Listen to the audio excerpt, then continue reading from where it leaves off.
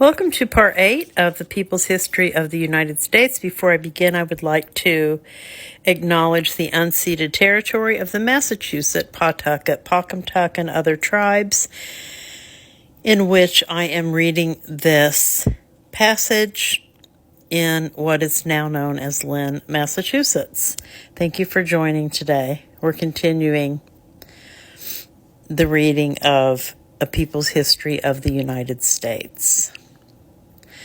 What Columbus did to the Arawaks of the Bahamas, Cortez did to the Aztecs of Mexico, Pizarro to the Incas of Peru, and the English settlers of Virginia and Massachusetts to the Powhatans and the Pequots.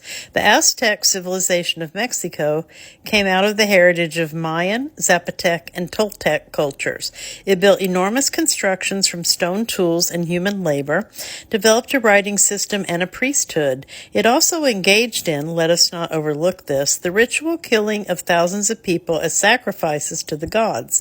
The cruelty of the Aztecs, however, did not erase a certain innocence, and when a Spanish armada appeared at Veracruz, and a bearded white man came ashore with strange beasts, horses, clad in iron, it was thought that he was the legendary Aztec man-god who had died 300 years before with the promise to return, the mysterious Quetzalcoatl. I can't remember how to pronounce it, which is terrible. I should remember. I'm sorry. And so they welcomed him with munificent, can't talk today, hospitality. That was Hernando Cortez, come from Spain with an expedition financed by merchants and landowners and blessed by the deputies of God, with one obsessive goal, to find gold. In the mind of Montezuma, the king of the Aztecs, there must have been a certain doubt about whether Cortez was indeed Quetzalcoatl, because he sent 100 runners to Cortez bearing enormous treasures, gold and silver wrought into objects of fantastic beauty, but at the same time begging him to go back. The painter Durer, a few years later, described what he saw just arrived in Spain from that expedition: a sun of gold, a moon of silver, worth a fortune. Cortez then began his march of death from town to town, using deception, turning Aztec against Aztec, killing with the kind of deliberateness that accompanies a strategy, to paralyze the will of the population by a sudden frightful deed. And so, in Cholulu, he invited the headmen of the Cholula nation to the square. And when they came with thousands of unarmed retainers, Cortez's small army of Spaniards posted around the square with cannon, armed with crossbows, mounted on horses, massacred them down to the last man.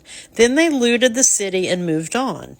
When their cavalcade of murder was over, they were in Mexico City. Montezuma was dead, and the Aztec civilization, shattered, was in the hands of the Spaniards. And this is told in the Spaniards' own accounts. In Peru, that other Spanish conquistador, Pizarro, used the same tactics and for the same reasons. The frenzy in the early capitalist states of Europe for gold for slaves for products of the soil, to pay states of Europe for gold for slaves for products of the soil, to pay the bondholders and stockholders of the expeditions, to finance the monarchical bureaucracies rising in Western Europe, to spur the growth of the new money economy rising out of feudalism, to participate in what Karl Marx would later call the primitive accumulation of capital.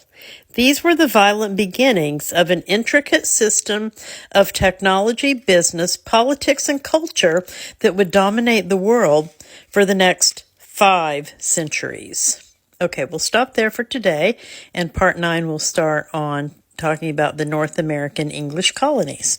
Thank you for joining. Have a wonderful rest of your day. Aho.